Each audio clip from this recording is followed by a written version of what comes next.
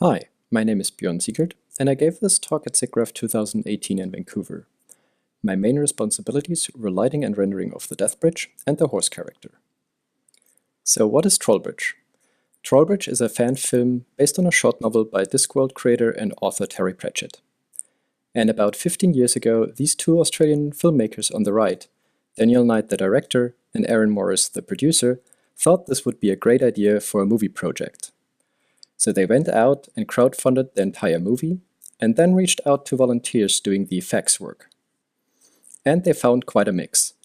The hundreds of brilliant artists consisted of VFX veterans, hobbyists, or students who wanted to sniff a bit of movie-making air. And we all came together to work for fun on this endeavor. We started with shooting the Death Bridge sequence in the Wicked of Oz studios in Australia. Here, a small section of the bridge was built in real size for the main dialogue scenes. The location shoots were done in beautiful Queenstown, New Zealand, including helicopter shots made possible by the Kickstarter funding. The footage was shot on RED cameras, MX, Epic and Scarlett.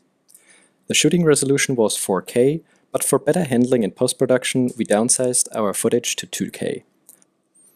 I joined the party relatively late in 2014, and only because I heard the VFX supervisor Christian Bloch talking on a podcast about it, and that there were still a need for VFX artists. Before I go deeper into our crazy production, a quick recap of the story. It is about Cohen the Barbarian, and in his old days he has one last thing on his bucket list, to challenge and defeat a troll. He's joined by a talking horse on his journey. And where do you find a troll? Well, of course, at an old and dangerous bridge. In our case, the Death Bridge.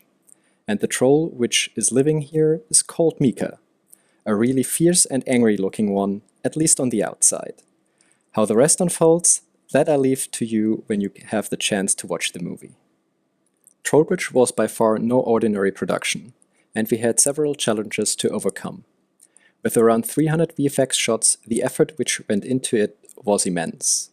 We needed to do camera and object tracking, sky replacement and matte paintings, 3 CG characters which needed to be modeled, textured, rigged, animated and rendered. Same was true for the Death Bridge, our full CG environment. Particle effects for Cohen's sword. A talking horse where we replaced parts of the head. Some destruction work on the bridge.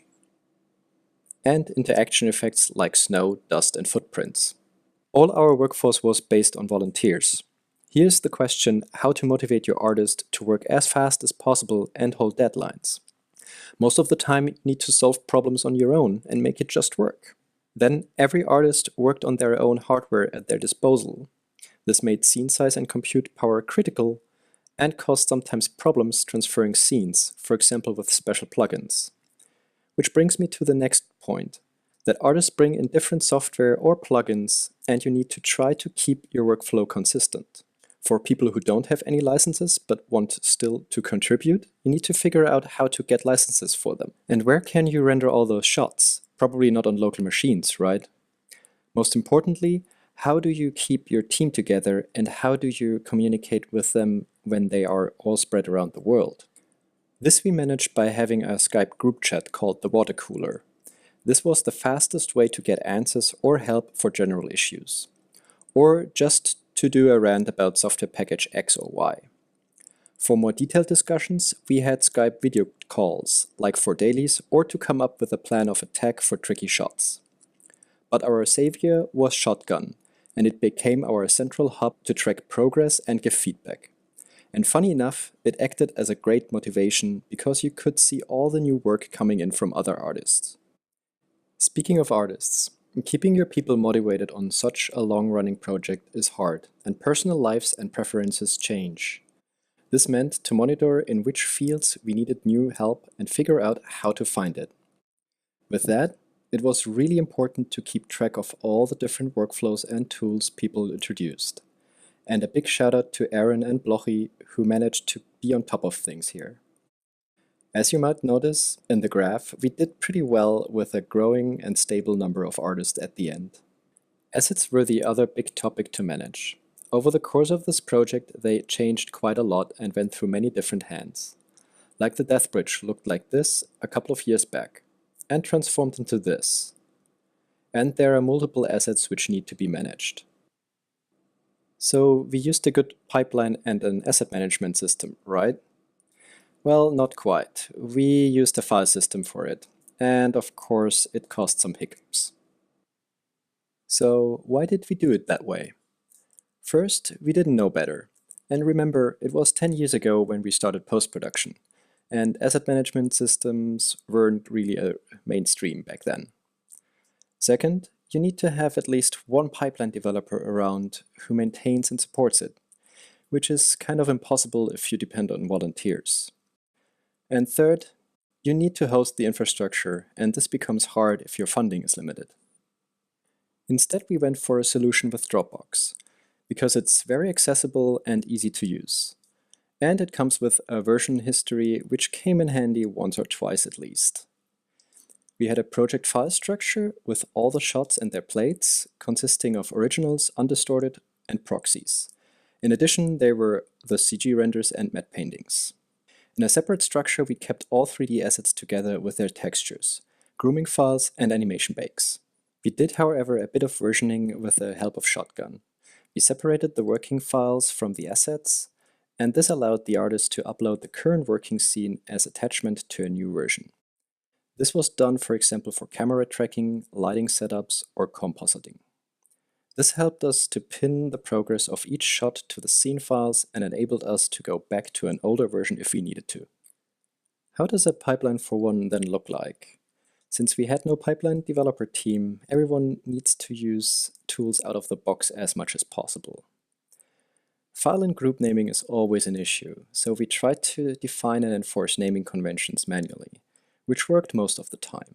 Even if you work most of the time alone, it is important to understand that it's okay to ask your team for help and share solutions for others. It was simply not feasible to have a full-fledged pipeline for our scattered production, so we encouraged artists to write their own tools and processes to make their lives easier. This was all good, but we put a lot of effort in documenting our workflows as well. Here we set up FAQ pages to get new trolls quickly up to speed in our team. We had written articles, but most importantly short video tutorials to give an overview how to use Shotgun, how the animation rigs work, and how our nuke scripts were structured. Now I want to go over two lighting pipelines which were quite different. The more complex one was the horse. It was divided into different tasks as you would expect in a real studio pipeline, to be able to parallelize tasks. But the big difference is that behind each task there is no team behind there. Usually several tasks were handled by one artist at the same time. I was in charge of shading, lighting, and rendering of the horse. To make my life as easy as possible, I went for a simple shot setup. I separated it into three parts: the groom and look dev, the animation bakes, and the camera. Everything was brought in as references in Maya for the working scene. For the groom, we used the plugin Yeti, and all the horse shots were rendered in Arnold. I stick to physically based lighting and shading to be as efficient as possible. Time on my end was limited, so I analyzed the steps which needed to be done for each shot, which boiled down to export an animation bake from the latest rig and animation, then set up the project in Maya to bring in the necessary assets, bakes, and camera, configure the render camera and frame range, next to set up the different render passes which comp required, and lastly having render presets for preview and final rendering. This resulted in a very simple UI, which helped me to concentrate on lighting and not worry about the technical details.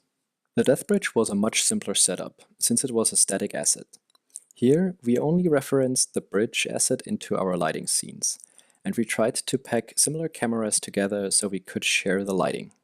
The bridge was entirely done in Modo, which simplified the rendering and lighting even more. Since only Blochi and myself were working on these shots, we kept the light rig very basic, with an IBL and a sunlight for general direction. We used smaller area lights for some details. To add some dynamic feel, we used simple gobo maps to mimic cloud shadows. We relied on Modo's toolset and only had a handful of simple scripts, for example creating shot sub-renders. So what is our takeaway from this project? What would we do differently next time? Definitely use an asset management system, because manual file handling is messy and it gets in your way, even if you define clear naming schemas. Compensate for people who are dropping out is difficult, especially in fields like simulation or grooming. So it is important to evaluate which software and plugins you want to use in your project. And you need to document your workflows as much as possible, which we luckily did. Every artist should be able to code or write scripts to make his or her task as efficient as possible. And the goal should be to reduce human error in the first place, and time savings will come automatically with it. But in the end, all automation, tools, or workflows will not save you. Only passionate artists will, so keep them engaged and let them feel that they are part of the team. A couple of numbers at the end. Roughly 400 artists worked on Trollbridge. We collected about 3 terabytes of data and spent a bit over 20,000 hours of rendering for all our shots. A huge shout out goes to all the fantastic artists. They did a truly amazing job. Special thanks also goes to the Pratchett Estate and Rob Wilkins for letting us play in the Discworld IP. And of course to our sponsors, Garage Farm for providing their render services, Shotgun to manage all our shots, and Foundry for providing software licenses. I hope you enjoyed this insight of our journey, and if you want to see our trailer, hit the link in the description below.